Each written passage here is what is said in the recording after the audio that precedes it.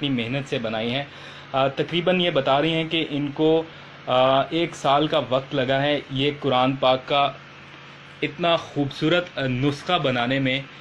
اور انہوں نے یہ نسخہ بنایا ہے اپنے ہاتھوں سے تحریر کیا. ان کی نفاست آپ دیکھیے, ان کے لکھنے کا انداز دیکھیے. یہ ایک ایک لفظ, ایک ایک تحریر ان کی اپنے ہاتھوں سے بنائی ہوئی ہے, اپنے ہاتھوں سے لکھا ہوا ہے. انہوں نے اتنی محنت کی ہے, انہوں نے تقریباً 1 سال کا وقت لگا کے, اور ایسی خوبصورت تحریر, ایسے لگتا ہے جیسے اس سے کسی مشین سے لکھائی گئی ہو, جیسے قرآن کریم کو ویسے ترتیب دیا جاتا ہے. تو یہ لازوال کلام سے ان کی بے انتہا محبت کا منہ بولتا ثبوت ہے.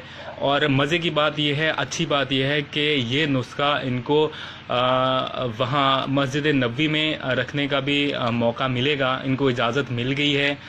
یہ قرآن کریم کا نایاب نسخہ سعودی عرب میں جانے والا ہے, اور یہ عمرہ سے ابھی واپس آئی ہیں, اور ان کو وہاں سے غلاف کعبہ کا خاص طور پر تحفہ جو ہے, کچھ حصہ ان کو دیا گیا ہے ان کی خدمات کے اعتراف میں.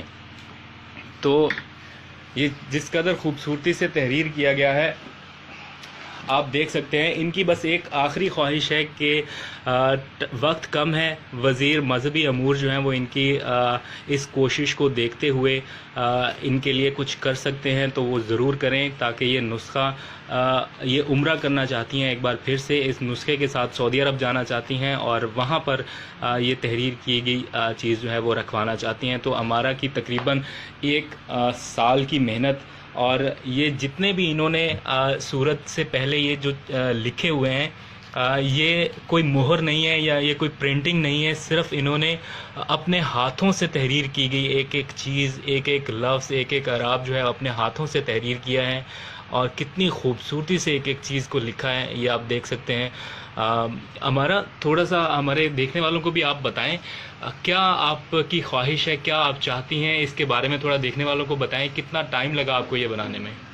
اللہ کا شکر ہے کہ 1 سال کے عرصے میں میں نے اس کو مکمل کیا اللہ کی رحمت سے, اور میں اپنے اللہ کا جتنا شکر ادا کروں وہ کم ہے.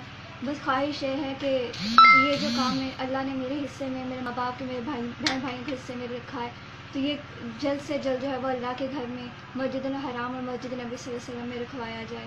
تو اس کے لیے بس میری دعا ہی ہے اللہ پاک کوئی ایسا نیک سبب پیدا کریں کہ یہ جو ہے ہم لوگ خود جو ہے وہاں پہ لے کے جائیں, اور وہاں پہ رکھوا کے اپنے ماں باپ کے ہاتھ سے. اس کے بارے میں تھوڑا سا ہمارے ناظرین کو بتائیں, جو آپ تھوڑا پہلے بتا رہی تھی کہ کیسے آپ نے لکھا ہے, کیا کیا ہے, اس خط کے بارے میں تھوڑا بتائیں گی؟ ایکچولی میں نے سیکھا کسی سے نہیں ہے, بچپن سے ہی مجھے شوق تھا, اللہ تعالیٰ کی طرف سے یہ ہنر مجھے ورثے میں ملا ہے.